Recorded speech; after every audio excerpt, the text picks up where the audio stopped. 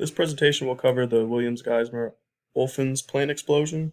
Happened in Geismar, Louisiana on June 13th, 2013.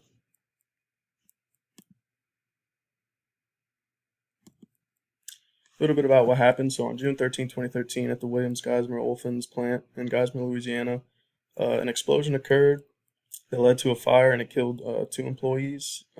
The incident was during a non-routine activity where heat was being introduced to a reboiler that had been offline prior to it being used for a significant amount of time.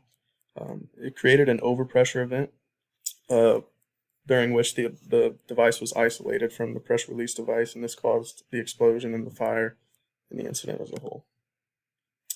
Here I have listed the process safety management elements that we've gone over, and the three highlighted are the ones that seem to have caused this incident or been outlined the cause of this incident. Management of change, operating procedures, pre-startup review. So the weaknesses in the process safety management program at Williams were operating procedures. So they didn't develop a procedure for the operational activities on the day of the explosion. And pre-startup review, they didn't review the new processes that were taking place on the day of the explosion.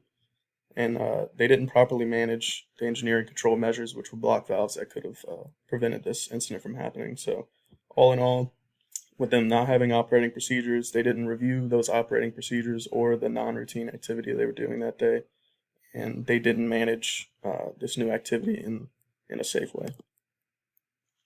So with Williams, their safety management program was subpar leading up to this, as you can see, and the lesson to be learned was establishing a strong organizational safety program could, kind of prevent things like this from happening.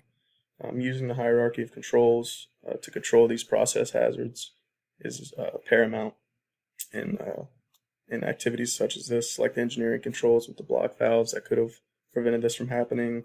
And as said before, operating procedures are vital to any operation, especially one of this magnitude. And this is the reference.